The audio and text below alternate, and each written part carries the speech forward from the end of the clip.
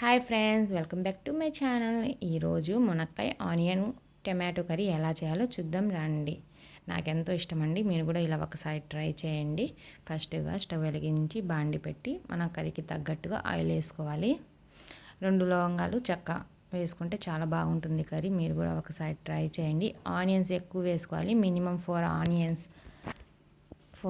వేసుకొని golden brown colour వచ్చే వరకు బాగా ఫ్రై చేసుకోవాలండి. నా ఛానల్ ఎవరైనా ఫస్ట్ టైం చూస్తున్నట్టయితే ప్లీజ్ సబ్స్క్రైబ్ చేసుకోండి, లైక్ చేయండి, కామెంట్ చేయండి, షేర్ చేయండి.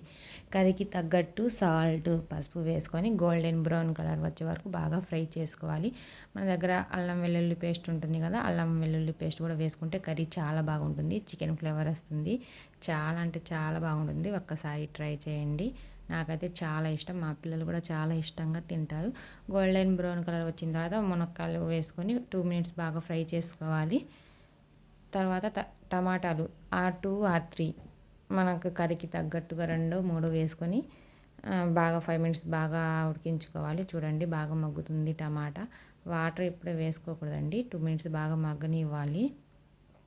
ఈ కర్రీ చాలా బాగుంటుందండి. వైట్ రైస్లో వేడి వేడి అన్నంలో వేసుకొని తింటుంటే చాలా అంటే చాలా బాగుంటుంది. కర్రీకి తగ్గట్టుగా కొంచెం వాటరు ఒకటి అంతే 1 గ్లాస్ వాటర్ వేసుకోండి. ఎక్కువ వాటర్ వేసుకోవద్దు, బాగోదు, నీరు నీరుగా ఉంటుంది. చూడండి కర్రీ ఎంత చక్కగా ఉడుకుతుందో, కథ ఉడికిపోతుంది. ఆహా, చూస్తూనే తినాలనిపిస్తుందండి. మన కర్రీకి తగ్గట్టుగా కారం వేసుకోండి. కారం వేసుకొని ఇంకో 5 మినిట్స్ బాగా ఉడికించుకోవాలి. పక్కన రైస్ కూడా ఉడుకుతుంది మాది. కర్రీ అవ్వగానే ఫస్ట్గా నేను అన్నం తినాలి. చాలా అంటే చాలా బాగుంటుంది కర్రీ. ఒక్కసారి మీరు కూడా ట్రై చేయండి. చూడండి కర్రీ రెడీ అయిపోయింది. ఇంకా వేడి వేడి అన్నంలో వేసుకొని తింటూ ఉంటే ఉంటుంది, మామూలుగా ఉండదు. ఒక్కసారి మీరు కూడా ట్రై చేసి చూడండి.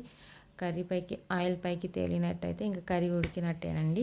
ఆల్మోస్ట్ కర్రీ ఉడికిపోయింది. చూడండి వేడి వేడి అన్నంలో కర్రీ వేసుకుని తింటుంటే చాలా అంటే చాలా బాగుంటుంది. నా ఛానల్ని ప్లీజ్ సబ్స్క్రైబ్ చేయండి, లైక్ చేయండి, కామెంట్ చేయండి, షేర్ చేయండి.